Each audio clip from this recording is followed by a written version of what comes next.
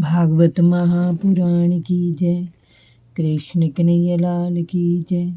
राधा रानी की जय। भगवान श्री कृष्ण के सभी भक्तों को राधे राधे जय श्री कृष्ण।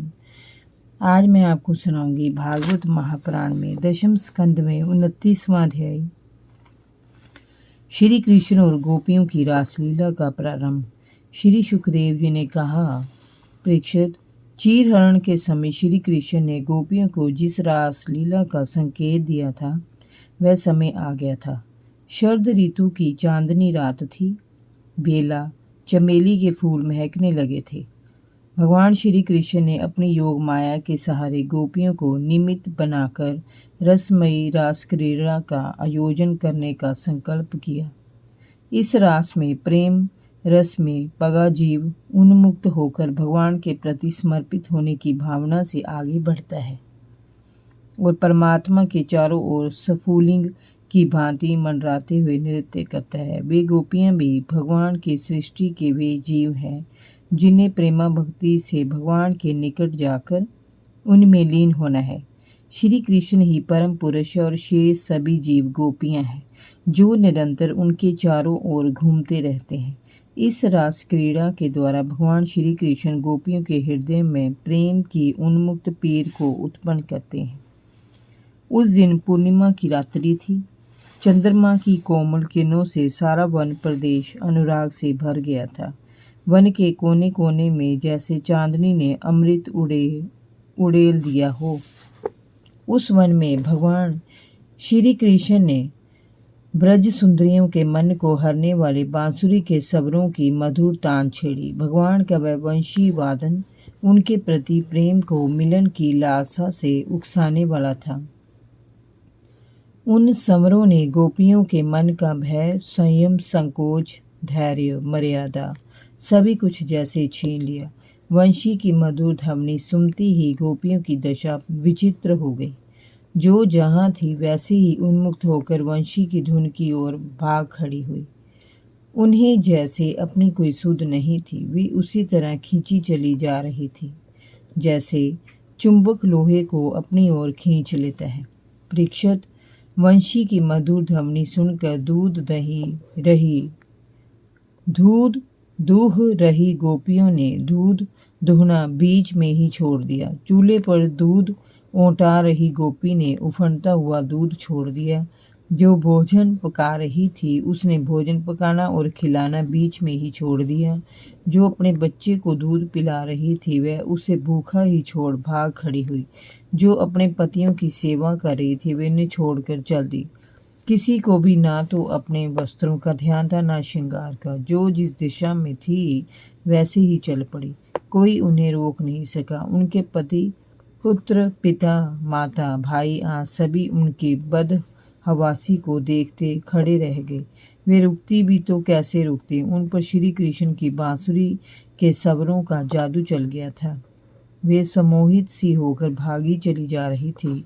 उनकी बंद आंखों में श्री कृष्ण की मोहनी मूरत जो बसी थी। असहब विरह की वेदना से दग्ध होकर वे मिलन की चाह में अपनी सुध बोध खोए चलती चली जा रही थी। सभी को श्री कृष्ण के निकट पहुंचने की जल्दी थी। एक दूसरे से टकराती धकियाती वे दौड़ी चली जा रही थी। राजा परीक्षित ने पूछा, भगवान, गोपियां तो भगवान श्री कृष्ण को अपना परम प्रियतम ही मानती थी। उनका उनमें ब्रह्म भाव नहीं था। इस प्रकार तो उनकी दृष्टि प्रकृति गुणों से ही युक्त दिखाई पड़ती थी। ऐसी स्थिति में उनकी संसार से निवृत्ति कैसे हुई?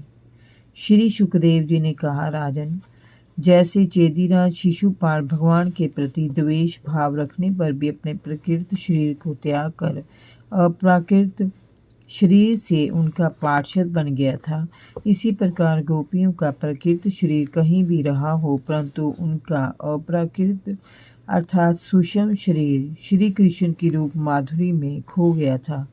परीक्षित, भगवान श्री कृष्ण वास्तव में प्रकृति संबंधी वृद्धि, प्रमाण और गुणों से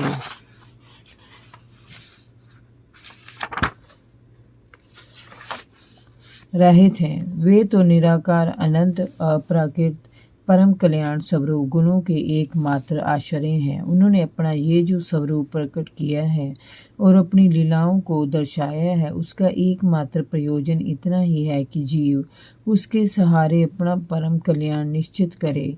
इसीलिए भगवान से संबंध अर्थात योग हो जाना ही जीव का लक्ष्य होना चाहिए। वह संबंध कैसा भी क्यों न होना चाहिए। वह क्रोध का, द्वेष का, प्रेम का कैसा भी हो सकता है। जैसे जिस भाव से अपनी वृत्तियों को जोड़ा जाए वे सभी भगवान से जुड़ती हैं। नकारने में भी भगवान की स्मृति छिपी रहती है।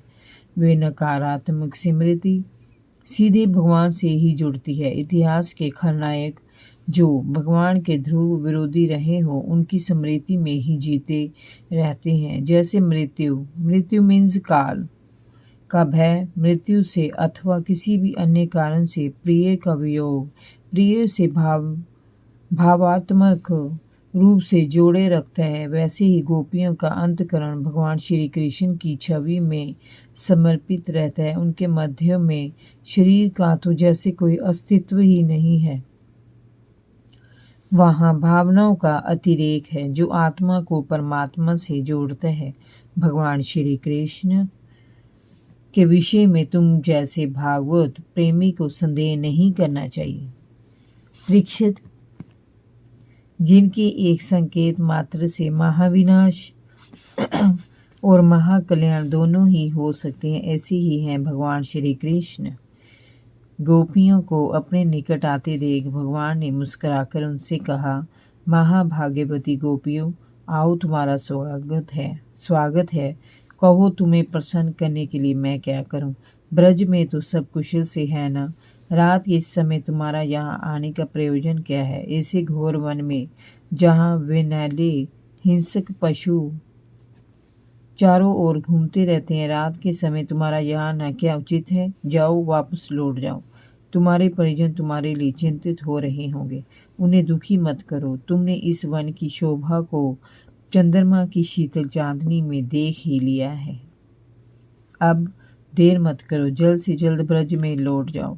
तुम सभी कुलीन स्त्रियां हो, जाओ अपने घर परिवार की मर्यादा को ध्यान में रखकर अपने अपने कर्म करो, अपने परिजनों की देखभाल करो।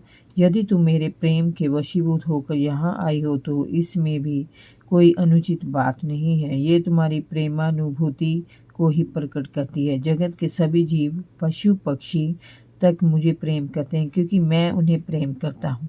तुम भी ऐसा करो, सभी प्राणियों से प्रेम करो। स्त्रियों का तो कर्तव्य ही ये होता है कि वे निष्कपट और निस्वार्थ भाव से अपने पति, संतान, माता पिता और भाई बंधुओं की सेवा करें। उत्तम लोक को प्राप्त करने की अभिलाषा रखने वाली स्त्रियों को पाप का मार्ग छोड़कर अपने पतियों की सेवा करनी चाहिए, भले ही वह कैसा भी क्यों न हो।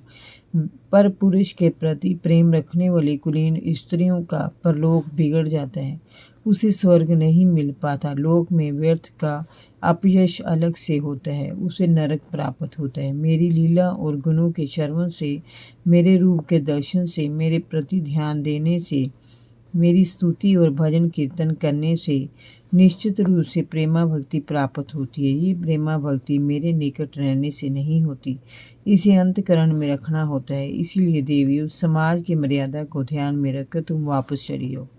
परीक्षित, भगवान श्री कृष्ण के इस प्रकार के अप्रिय उपदेश को सुनकर गोपियां उदास और खिन्न हो गई। उनकी आशा टूट गई। वे चिंता के था सागर में उतराने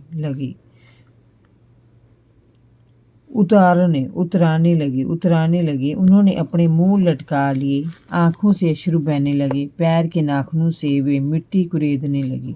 उनकी लंबी लंबी सांसें चलने लगी। उनसे कुछ भी बोला नहीं गया, वे चुपचाप खड़ी रही। जिन गोपियों ने श्याम सुंदर के लिए अपने समस्त भोग और कामनाएं छोड़ दी थी, जिनका कृष्ण में अगाम प्रेम था, उन्होंने जब कृष्ण की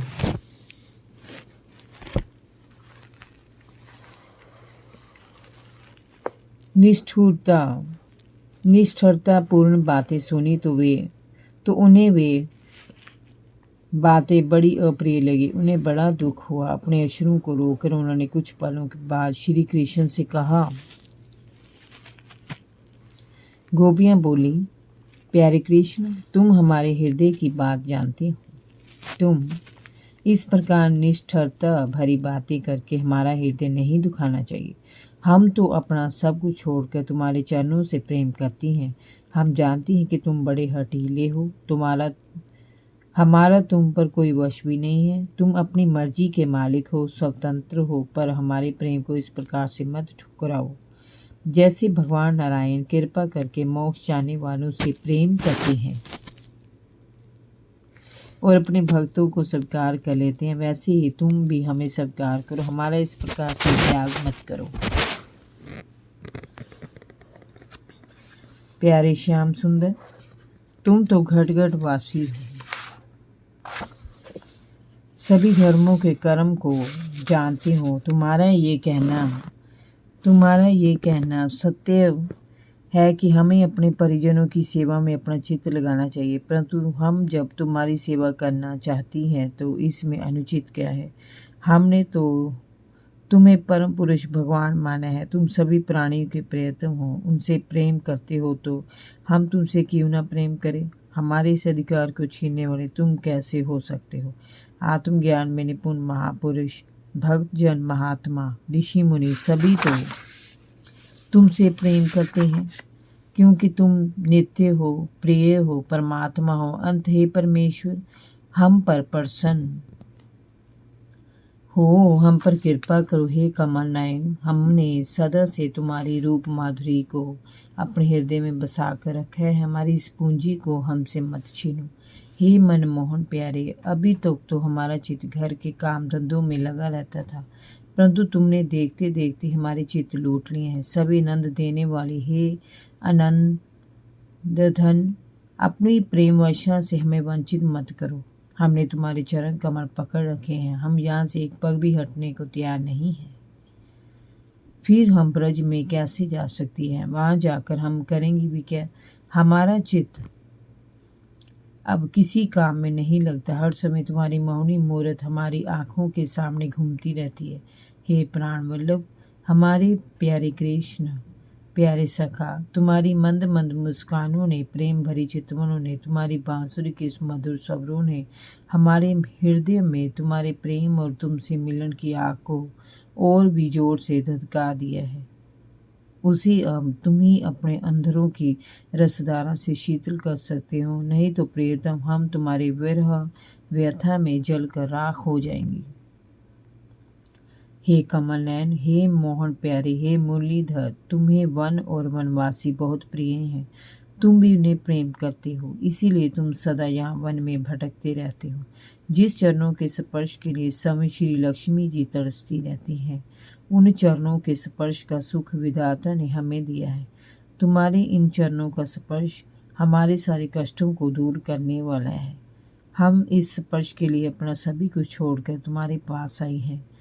हमें किसी लोक लाज का भय नहीं है। तुम्हारे प्रेम की अग्नि में हमारा रोम रोम जला जा रहा है। तुम हमें अपनी दासी के रूप में ही स्वीकार कर लो। हमें सेवा का अवसर प्रदान करो प्रियतम। हम तुम्हारे इस रूप जाल में इस प्रकार से उलझ गए हैं कि अब तुम्हारा इसमें से निकलना असंभव है। प्यारे श्याम सुंदर, तीनों लोकों में ऐसी कौन स्त्री होगी जो तुम्हारी इस मुरली की तान को सुनकर विचलित नहीं हो जाएगी? अपने सारे बंधन छोड़कर तुम में अनुरक्त नहीं हो जाएंगी। हमसे अब ये बातचीत भी नहीं है कि भगवान नारायण की भांति आप ब्रजमंडल का दुख और भय हरने के लिए धरती पर आए हो। हम इस ब्रजमंडल की दुखी गोपियां हैं। मिलन की आकाश से हमारा वक्ष स्थल जला जा रहा है। तुम अपनी इस दासियों के वक्ष स्थल पर अपना सिर रखकर इसकी आग को बुझा दो और हमें जीवन दान दो। प्रेक्षक, गोपियों की इस व्यथा और व्याकुलता से भरी वाणी को सुनकर योगेश्वर श्री कृष्ण का हृदय करुणा से भर उठा। उन्होंने सभी को अभयदान देते हुए अपने आप को गोपियों के अनुकूल कर दिया। वे गोपियां ने चारों ओर से घेर कर खड़ी थी। भगवान ने अपने अधरों पर फिर से मूली को धरकर उसमें फूंक मारी तो उसमें से अनिर्वचनीय अनिर्वचनीय मधुर स्वर फूट निकले। गोपियाँ उन स्वरों में सराबोर होकर कृष्ण की महिमा के गीत गाती हुई घूम घूम कर नृत्य करने लगी। भगवान ने अपनी बाकी चितवन और हाव भाव से उन्हें आनंद के महासागर में स्नान करने के लिए छोड़ दिया। जब वे आनंद रस में डूबकर अपने भाग्य पर मान करने लगी, तभी उनके मध्य से श्री कृष्ण सहसा अंतर्ध्यान हो गए। जय जय श्री राधे। भागवत महापुराण की जय। कृष्ण कन्हैया लाल की जय। भगवान श्री कृष्ण के सभी भक्तों को राधे राधे। जय श्री कृष्ण।